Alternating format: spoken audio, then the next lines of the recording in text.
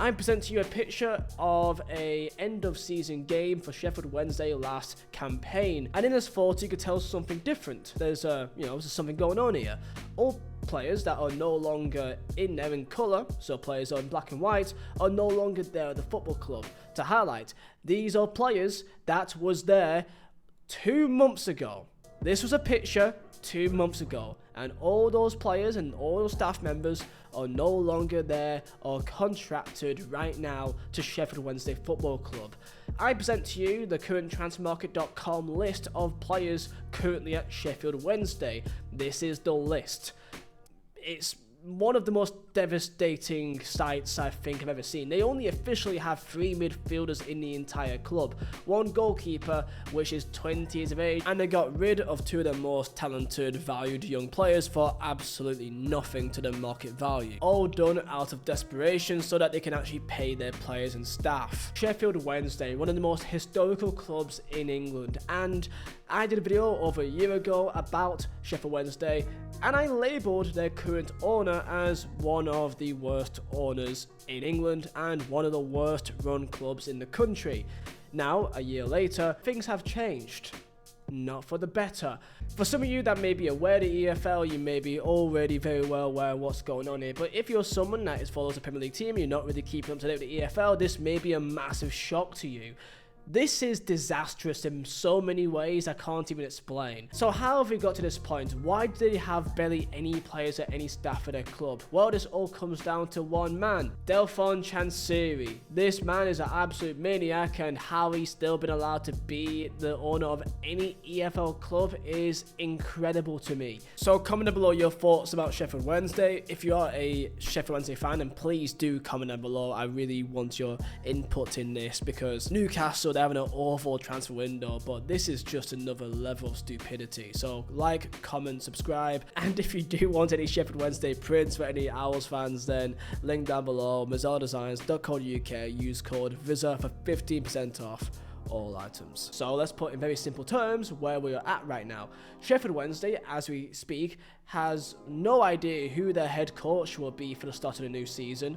Danny Rowe appears to have got interest by many clubs, but still is at the club, and it appears to everyone that he is going to eventually leave. Danny Rowe didn't show up for the start of pre-season. He's had different conversations with different football clubs, and it appears that these linked moves all fell through. So he may start the campaign as new manager, but no one can believe that he wants to be there or he wants to stay there. And it appears that the fans and even the players may not really be big fans of him anymore, because if he makes it appear that he doesn't want to be there anymore, then I mean, it feels like he's just there out of pure necessity because he has no other option left.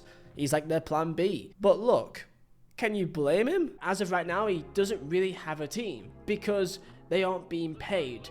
Due to the result of their wages not being paid on time, due to the EFL laws, they have been available to leave their contract. As of July 2nd, the PFA boss said that Sheffield Wednesday players could terminate their contracts over missed payments. This was after persistent failure to pay their wages on time. This doesn't just include, of course, the players, but of course the staff members and anyone that also works at the club. And it appears that the owner Chansiri picks and chooses who he wants to pay. So for example, Danny Rowe, the manager, is always paid in full, it appears, hence why he's not able just to leave. This means that they would still get financial compensation if a club came in to go get him. But almost everyone else appears to be free to leave, because by FIFA's global rules, players can terminate their contracts if they are paid late for 2 consecutive months. Many players and staff at a club has been not paid for 3 to 4 months at a stage. This is somewhat unprecedented when it comes to English football, especially for a club the size of Sheffield Wednesday. This is something that you imagine seeing in, like, you know, the top tier or second tier of Bulgarian football or something. To see it here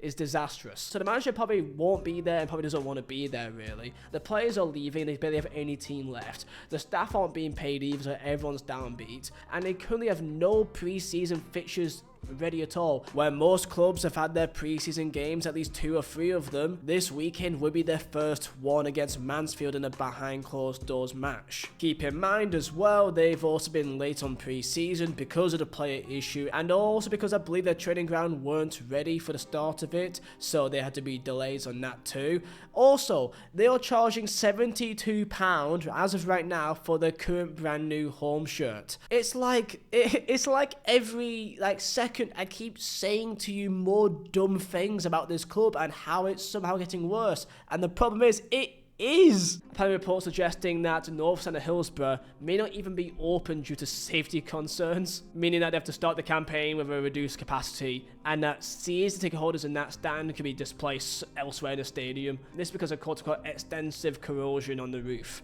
On top of that, they have had some interest of people coming in to buy out the club. Chancery is in attempt of trying to sell the club. However, it appears that any interest of overseas investors, that it always appears to stall or collapse completely. It feels like the only solution of how they can get out of this mess is a takeover, but it's revealed that last week a deal from an unnamed party has fallen through. As of the 17th of July, the takeover was officially off. Now, reports came out in the middle of June coming out saying that there was a $75 million offer on the table for Sheffield Wednesday that was indeed rejected. Now, an actual post, a club update was put on a club website from Chancery himself, saying that this was false, saying that it was $40 million plus also future payments, and the second offer was £40 million plus future Premier League promotion payments, not the $75 million that was reported. Given his reasons of why he declined, saying that these people are not the right people to sell Sheffield Wednesday Football Club and to move the club forward,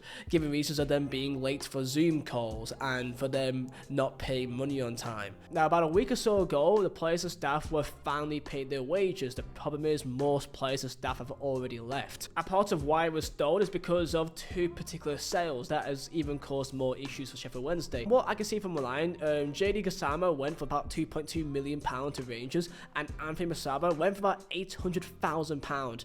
This is all to ease their financial troubles, and because of this they've been able to actually pay the wages for the players and staff there that are still there and left. However, these fees are well below the market value for two of their better attacking players. It makes it even worse because basically Chancery at Sheffield Wednesday has refused to sell players for years and years, players that should have been gone a long time ago, and when he finally does it, it's out of sheer desperation at bargain prices. Because of this situation, this has led to the stallment of this new takeover, which apparently is all falling down to pieces now. And even though there may be interest, there's a complete waiting game on anyone coming into the club. They are completely stagnant. So by looking online, it looks like they are in training, and they've been at training ground now for at least 2 weeks now, it does appear. By looking at their platforms here, I don't think they've had a single pre-season game since, when at this stage most clubs have had at least 2 or 3. But they're behind on players, behind on training, behind on pre-season, and of course because Chancery isn't looking at having his club for much longer, thankfully,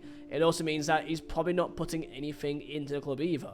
So in terms of bringing in players, unless they're free agents and low wages, free transfers, he's probably not putting or investing any money into the club. So in terms of transfers, you're not going to be looking at much there. And they already, as we currently speak, I'm looking at their squad that they currently have. It is an embarrassment. They've got 1 youth player, at least some variety of defenders here. They've got at least 6 here. They've got 3 midfielders and 5 attackers, 2 of them being just from the youth academy. But it's likely that some of these players may also be sold. For example, Jan Valery will likely also be sold as well. And there's no guarantee that many of the players would even still be there. The likes of a Ike Ugbo, Jamal Al, maybe a Nathaniel Shalabar. As of their current squad that is above the age of 21, there's currently like 10. In terms of the size of the club, this may be the worst sample I've seen for many years now of a club just being completely ran down to the ground. And the thing is, you kind of don't really know who's even there. I am surprised that Danny Rowe is still there.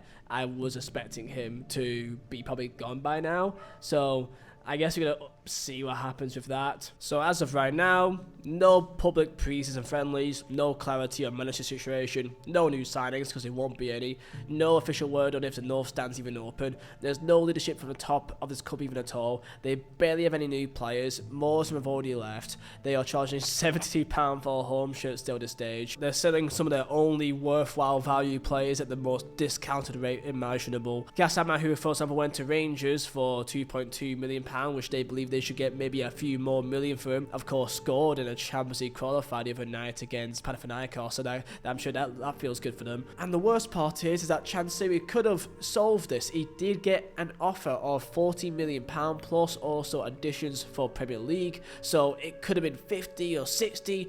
He could have solved this. He could have got away with some shred of dignity and avoid what is now a complete and utter disaster, but he said no. He declined. Chansiri has kept this going because, lads, look at the situation. He'd be lucky if he gets £75,000 for this club right now. This is a complete and utter disaster in almost every way. Jesus Christ, man.